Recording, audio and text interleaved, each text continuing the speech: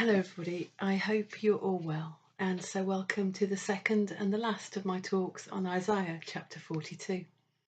Yesterday we set the scene for the second section of Isaiah, and today's passage continues on from this. So our reading today, Isaiah chapter 42 verses 10 to 17, again taken from the Contemporary English translation of the Bible. Tell the whole world to sing a new song to the Lord. Tell those who sail the ocean and those who live far away to join the praise. Tell the tribes of the desert and everyone in the mountains to celebrate and sing. Let them announce his praises everywhere. The Lord is marching out like an angry soldier, shouting with all his might whilst attacking his enemies. For a long time I, the Lord, have held my temper. Now I will scream and groan like a woman giving birth. I will destroy the mountains and what grows on them. I will dry up rivers and ponds. I will lead the blind on roads they have never known. I will guide them on paths they have never travelled. Their road is dark and rough, but I will give them light to keep them from stumbling. This is my solemn promise. Everyone who worships idols as though they were gods will be terribly ashamed. This is the word of the Lord. Thanks be to God. Well, highs and lows here, so let's go through the passage.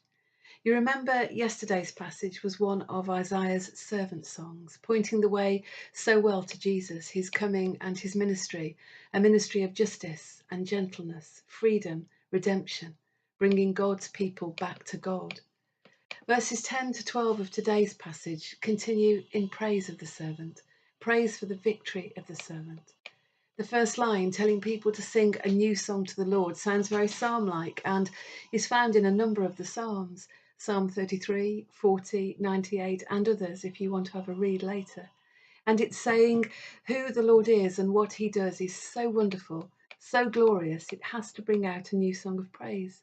And who should sing these praises, this new song? Well, the whole world, yes, even those on the remotest bits of the world. In those days, those on the oceans, the deserts, the mountains, all should announce his praises. Everyone who's been touched by the work of the servant should sing a new song. And then verses 13 to 17 seem to bring us down from the heights of praise and worship and singing a new song, right down back to the gritty words and warnings about judgment and retribution and the awful consequences that the Lord will bring upon those who worship false gods. It's a passage all about the utter zeal of the Lord. He will go forward as a mighty soldier. The days of praise are days of victory for the Lord over all of the false gods. If the people are praising the Lord with all they have, then they're not worshipping idols and false gods. The Lord will prevail over all of them, and he's going to be really loud while he's doing it. He will shout and groan like a woman giving birth. Nothing will get in his way. No obstacles like mountains or hills or water. Nothing will get in the way of the Lord's work. And I think here we can contrast his loudness and anger against all who serve false gods with the gentleness of yesterday's passage as he deals with the people that follow him. And then my favourite verse. I will lead the blind on roads they've never known. I will guide them on paths they have never travelled. Their road is dark and rough, but I will give them light to keep them from stumbling. This is my solemn promise. Now, it's never a particularly good idea to lift a passage out of context with its neighbours. You really need to read and understand it as it sits with the rest of the verses within the account. But in this verse, I think it can and does stand alone, and it can give as much meaning and comfort. I think this passage speaks of all of life and how God helps us, even us, to navigate through. So now a bit of work for you, and this is where I wish I was a bit more technical and I could screen share with you. Imagine two diagrams, two lines, both from A to B. The top diagram is headed My Plan for My Life. It's a straight line from A to B, beginning and end. No deviation, no ups and downs, no problems, just straight. My plan for my life.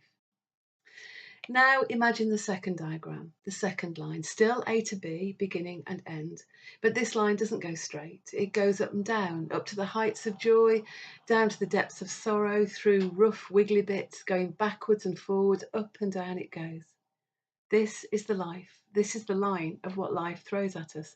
No one is immune. No one has a straight line from A to B, much as we'd like it. The ups and downs, the joys, the losses, the wiggly bits, it happens to all of us. Life and its changes happens, and we've no idea when the changes will come, no idea, no certainty what life will throw at us even tomorrow. And we all cope differently, don't we? Sometimes we can roll with it, other times we have no idea what's happening, where life's taking us, what we're doing, how we got to be in this mess, what we're going to do about it, or even who we are. Does it sound familiar? Thank you. I knew I wasn't on my own. This passage, Isaiah chapter 42, verse 16, is for all of life, especially the uncertain times, the terrible times, the lost times, those times when we're blindly stumbling along, trying to make the right choices, trying to think the right thoughts, trying to do the right things. Look what it says. God is with us. I will keep them from stumbling along, and I will never leave them. God is with us. Give to him all those rocky bits of your life that are going on at the moment, all those experiences that are holding you back, those feelings, those things that frighten you. Give them to him and let him guide you through. Now, we talked yesterday about God calling us to the right place and to the right people and at the right time. And we've said today that God will lead us through the obstacles and the highs and lows of all that life throws at us. And so I'd like to finish with a short piece of writing by clergyman Edward Everett Hale. I think it sums up the call God places on us. And then knowing that God is always with us, guiding us, walking with us, then having the conviction and courage to act on that call, that dream. So Hale writes, I am only one, but still I am one. I can't do everything, but I can still do something. And because I can't do everything, I will not refuse to do the something that I can do. We can all make a difference in this world because we are who we are. We each have a God-given uniqueness. There's only one of us, and we make the most of it. And if you're feeling discouraged, how many people did it take to rescue the dying man on the Jericho road? One Samaritan. How many people did it take to confront Pharaoh and lead the Israelites out of slavery in Egypt? One man, Moses. God has put a dream inside you. It's yours and no one else's. It declares your uniqueness. It holds your potential. Only you can live it. God says, I will lead you on roads you don't know and haven't travelled on.